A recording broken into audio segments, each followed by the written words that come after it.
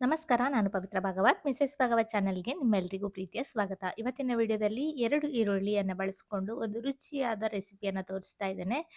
ಮಾಡೋದು ಕೂಡ ತುಂಬಾನೇ ಸುಲಭ ಇದೆ. ಹಲವಾರು ರೀತಿಯಲ್ಲಿ ತೋರಿಸ್ತಾ ಇದ್ದೇನೆ. ನೀವು ಯಾವುದಾದ್ರೂ ಒಂದು ರೀತಿಯನ್ನು ಫಾಲೋ ಮಾಡಿಕೊಂಡು ನೀವು ಮನೆಯಲ್ಲಿ ಈ ರೆಸಿಪಿಯನ್ನು ಟ್ರೈ ಮಾಡ್ಬೋದು. ಯಾವ ರೀತಿಯಾಗಿ ಮಾಡೋದಂತ ನೋಡೋಣ ಬನ್ನಿ. ಒಂದು ಬೌಲಲ್ಲಿ 2 ಕಪ್ ಆಗುವಷ್ಟು ಗೋಧಿ ಹಿಟ್ಟನ್ನು ಹಾಕೊಂಡಿದ್ದೇನೆ.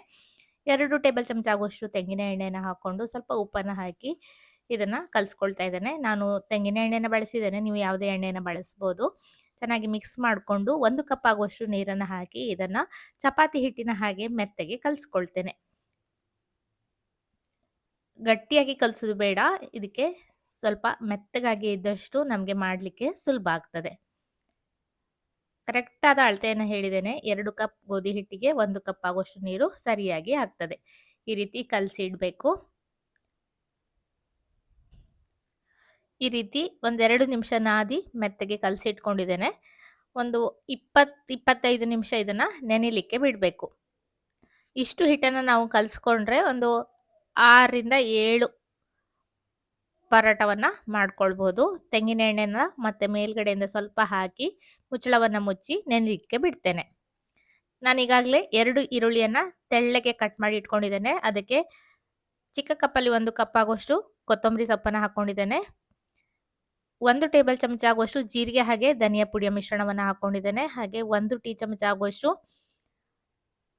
ಗರಂ ಮಸಾಲ ಪುಡಿ, 1 ಟೀ ಚಮಚ ಆಗುವಷ್ಟು ಕಿಚನ್ ಕಿಂಗ್ ಮಸಾಲವನ್ನು ಹಾಕ್ಕೊಂಡಿದ್ದೇನೆ. ರುಚಿಗೆ ಬೇಕಾಗುವಷ್ಟು ಉಪ್ಪನ್ನು ಹಾಕ್ಕೊಳ್ತಾ ಇದ್ದೇನೆ. ಹಾಗೆ 3/4 ಟೀ ಚಮಚ ಆಗುವಷ್ಟು ಅಚ್ಚ ಖಾರದ ಪುಡಿಯನ್ನು ಹಾಕ್ಕೊಳ್ತಾ ಇದ್ದೇನೆ.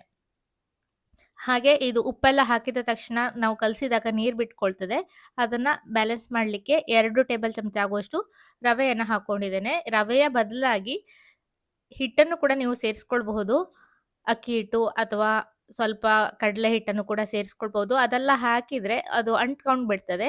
ರವೆಯನ್ನು ಹಾಕಿದಾಗ ಅದು ಉದುರುದ್ರಾಗಿಯೇ ಇರ್ತದೆ. ಅಥವಾ ನೀವು ಅವಲಕ್ಕಿಯನ್ನು ಪುಡಿ ಮಾಡಿ ಕೂಡ ಈ ರೀತಿ ರವೆ ಮಾಡಿ ಸೇರಿಸ್ಕೊಳ್ಬಹುದು.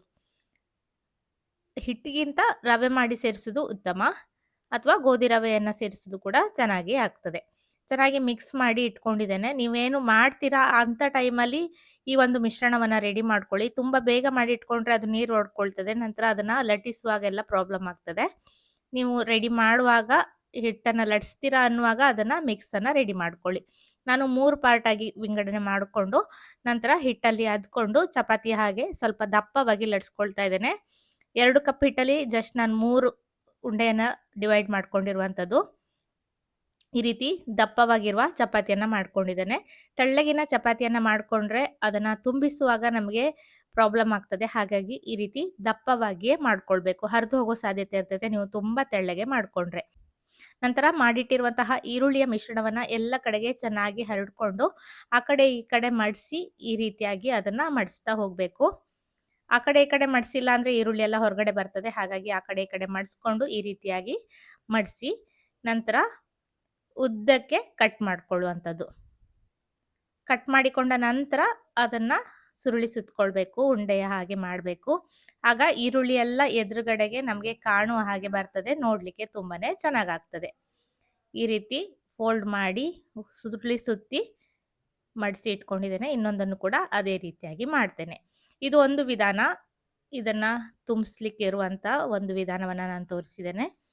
ಇನ್ನೊಂದು ವಿಧಾನ ಅಂದರೆ ಅದೇ ರೀತಿಯಾಗಿ ಚಪಾತಿಯನ್ನು ದಪ್ಪದಾಗಿ ಲಟ್ಸ್ಕೊಂಡು ಅದೇ ರೀತಿಯಾಗಿ ಫೋಲ್ಡ್ ಮಾಡಿಕೊಂಡು ನಂತರ ಈ ರೀತಿಯಾಗಿ ಸುರುಳಿಯನ್ನು ಸುತ್ತಿ ಇದನ್ನು ಮಿಡ್ಲಲ್ಲಿ ಕಟ್ ಮಾಡಿ ಹೀಗೆ ಅಡ್ಡದಲ್ಲಿ ಕಟ್ ಮಾಡಿಕೊಂಡ್ರೆ ಆಯಿತು. ಮತ್ತೆ ಸುರುಳಿ ಸುತ್ತುವ ಅಗತ್ಯ ಇಲ್ಲ.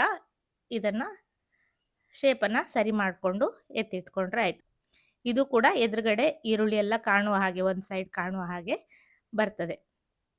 ಈಗ ಉಳಿದ ಮತ್ತೆ ಒಂದು ದೊಡ್ಡ ಉಂಡೆ ಇತ್ತಲ್ವಾ, ಅದರಲ್ಲಿ ನಾನು ಮತ್ತೆ 2 ಭಾಗವನ್ನು ಮಾಡಿಕೊಂಡು ಇನ್ನೆರಡು ವಿಧಾನದಲ್ಲಿ ತೋರಿಸ್ತೇನೆ. ಈ ರೀತಿ ತೆಳ್ಳಗೆ ಚಪಾತಿಯ ಹಾಗೆ ಲಟ್ಸ್ಕೊಂಡಿದ್ದೇನೆ. ನಂತರ ಈರುಳ್ಳಿಯ ಮಿಶ್ರಣವನ್ನು ಇದರ ಮೇಲ್ಗಡೆ ಹರಡ್ಕೊಳ್ತಾ ಇದ್ದೇನೆ. ಮಿಡ್ಲಿಂದ ಒಂದು ಕಟ್ಟನ್ನು ಮಾಡ್ಕೊಳ್ತೇನೆ. ನೋಡಿ ಈ ರೀತಿಯಾಗಿ ಕಟ್ ಮಾಡ್ಕೊಳ್ತೇನೆ. ನಂತರ ತ್ರಿಕೋನವಾಗಿ ಇದನ್ನು ಮಡಿಸ್ಕೊಳ್ತಾ ಹೋಗ್ತೇನೆ. ತ್ರಿಕೋನ ಶೇಪಲ್ಲಿ ಬರುವಂತಹ ಪರೋಟ ರೆಡಿ ಆಗ್ತದೆ. ಈ ರೀತಿ ಮಾಡಿಕೊಂಡ್ರೆ ಹೀಗೆ ಮಡಿಸ್ಕೊಂಡು ಅದನ್ನು ಲಾಕ್ ಮಾಡ್ಕೊಳ್ಬೇಕು. ಇಲ್ಲಾಂದರೆ ಈರುಳ್ಳಿ ಎಲ್ಲ ಹೊರಗಡೆ ಬರ್ತದೆ. ಹಾಗೆ ಈರುಳ್ಳಿಯನ್ನು ಚೆನ್ನಾಗಿ ಹಾಕ್ಕೊಳ್ಳಿ. ಕಂಜೂಸ್ ಮಾಡಲಿಕ್ಕೆ ಹೋಗಬೇಡಿ. ಹಾಗೆ ಈರುಳ್ಳಿಯನ್ನು ಸಾಧ್ಯವಾದಷ್ಟು ತೆಳ್ಳಗೆ ಹಚ್ಕೊಳ್ಬೇಕು. ಹಾಗೆ ಅದನ್ನು ನಾವು ಮಿಕ್ಸ್ ಮಾಡಿ ಇಡುವಾಗ ಸಾಧ್ಯವಾದಷ್ಟು ಉದುರಾಗಿ ಮಾಡುವ ಹಾಗೆ ಮಾಡಿಕೊಳ್ಬೇಕು.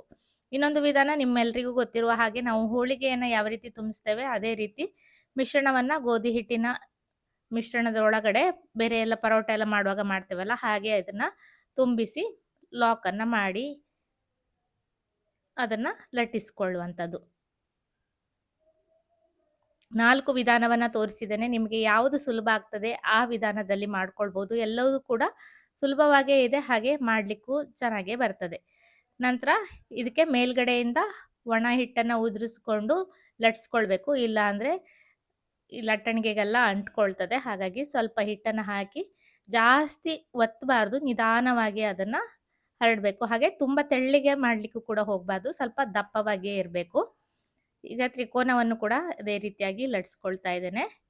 ಹೀಗೆ ಕಚ್ಚಿತು ಅಂದರೆ ಸ್ವಲ್ಪ ಒಣ ಹಿಟ್ಟನ್ನು ಹಾಕಿ ಲಟ್ಸ್ಕೊಂಡ್ರೆ ಆಯಿತು.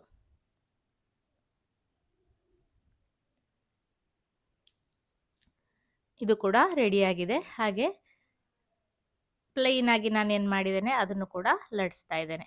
ನಾರ್ಮಲ್ ಆಗಿ ಪರೋಟ ಮಾಡುವ ಹಾಗೆ ಮಾಡಿದಂತಹ ಒಂದು ಉಂಡೆ ಏನಿತ್ತು ಅದನ್ನು ಲಟ್ಸ್ಕೊಂಡಿದ್ದೇನೆ.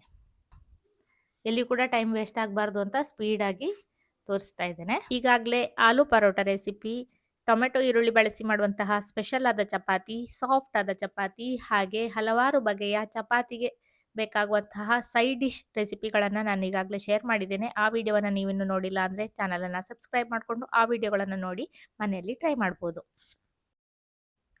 ಈಗಾಗಲೇ ದೋಸೆ ಕಾವಲಿಯನ್ನು ಕಾಯಲಿಕ್ಕೆ ಇಟ್ಕೊಂಡಿದ್ದೆ. ಬಿಸಿಯಾದ ಕಾವಲಿಯ ಮೇಲೆ ಲಟ್ಟಿಸಿರುವಂತಹ ಈರುಳ್ಳಿಯ ಪರೋಟವನ್ನು ಹಾಕಿದ್ದೇನೆ. ಮಧ್ಯಮ ಉರಿಯಲ್ಲಿ ಇದನ್ನು ಬೇಯಿಸ್ಕೊಳ್ಬೇಕು. ತುಂಬ ದೊಡ್ಡ ಉರಿಯಲ್ಲಿ ಬೇಯಿಸ್ಕೊಂಡ್ರೆ ಪರೋಟ ಆಗಿರೋದ್ರಿಂದ ದಪ್ಪವಾಗಿರ್ತದೆ. ಹಾಗಾಗಿ ಹದವಾದ ಉರಿಯಲ್ಲಿ ಇದನ್ನು ಬೇಯಿಸ್ಕೊಂಡು ಒಂದು ಕಡೆ ಬೆಂದ ನಂತರ ಮೇಲ್ಗಡೆಯಿಂದ ತುಪ್ಪವನ್ನು ಹಾಕಿ ತಿರುವಿ ಹಾಕ್ಕೊಂಡು ಮತ್ತೊಂದು ಕಡೆಗೂ ಸ್ವಲ್ಪ ತುಪ್ಪವನ್ನು ಸವರ್ಕೊಳ್ತಾ ಇದ್ದೇನೆ. ತುಪ್ಪದ ಬದಲಾಗಿ ಎಣ್ಣೆಯನ್ನು ಕೂಡ ಬಳಸಬಹುದು. ಎರಡು ಕಡೆ ಗೋಲ್ಡನ್ ಬಣ್ಣ ಬರುವ ತನಕ ಬೇಯಿಸ್ಕೊಂಡ್ರೆ ರುಚಿ ರುಚಿಯಾದ ಈರುಳ್ಳಿಯ ಪರೋಟ ರೆಡಿ ಆಗ್ತದೆ. ಎಲ್ಲ ಪರೋಟವನ್ನು ಇದೇ ರೀತಿಯಾಗಿ ಬೇಯಿಸ್ಕೊಳ್ತೇನೆ. ತುಂಬಾ ಚೆನ್ನಾಗಿ ಬರ್ತದೆ. ಇದನ್ನು ಹಾಗೆ ಕೂಡ ತಿನ್ಬೋದು. ಇದಕ್ಕೆ ಮತ್ತೆ ಬೇರೆ ಯಾವುದೇ ಸೈಡ್ ಡಿಶ್ ಬೇಕಂತ ಕೂಡ ಇಲ್ಲ. ಮೊಸರು ಡಿಪ್ ರೆಸಿಪಿಯನ್ನು ನಾನು ಈಗಾಗಲೇ ಆಲೂ ಪರೋಟ ಮಾಡುವಾಗ ತೋರಿಸಿದ್ದೆ. ಅದನ್ನು ಮಾಡಿಕೊಂಡ್ರೆ ತುಂಬಾ ಸೂಪರಾಗಿ ಆಗ್ತದೆ. ನಾವು ಇದಕ್ಕೆ ಮಸಾಲೆ ಖಾರ ಎಲ್ಲ ಹಾಕಿರೋದ್ರಿಂದ ತುಂಬಾ ಚೆನ್ನಾಗಾಗ್ತದೆ. ಉಳಿದಿರುವಂತಹ ಪರೋಟವನ್ನು ಕೂಡ ಇದೇ ವಿಧಾನದಲ್ಲಿ ಬೇಯಿಸಿ ತಗೊಳ್ತಾ ಇದ್ದೇನೆ. ರುಚಿ ರುಚಿಯಾದ ಈರುಳ್ಳಿಯ ಪರೋಟ ರೆಡಿಯಾಗಿದೆ. ಇವತ್ತಿನ ಈ ಒಂದು ರೆಸಿಪಿ ನಿಮಗೆಲ್ಲ ಇಷ್ಟ ಆಗಿದೆ ಅಂತ ಭಾವಿಸ್ತೇನೆ. ಇಷ್ಟ ಆದರೆ ಖಂಡಿತ ಲೈಕ್ ಮಾಡಿ ನೀವು ಮನೆಯಲ್ಲಿ ರೆಸಿಪಿಯನ್ನು ಟ್ರೈ ಮಾಡಿ ಹೇಗೆ ಬಂದಿದೆ ಅಂತ ನೋಡಿ. ತುಂಬಾ ಸಾಫ್ಟ್ ಆಗಿರ್ತದೆ. ಖಂಡಿತ ಇಷ್ಟ ಆಗಿದೆ ಅಂದ್ಕೊಳ್ತೇನೆ. ಮತ್ತೊಂದು ರೆಸಿಪಿಯೊಂದಿಗೆ ಬರ್ತೇನೆ. ಅಲ್ಲಿವರೆಗೂ ನಮಸ್ಕಾರ.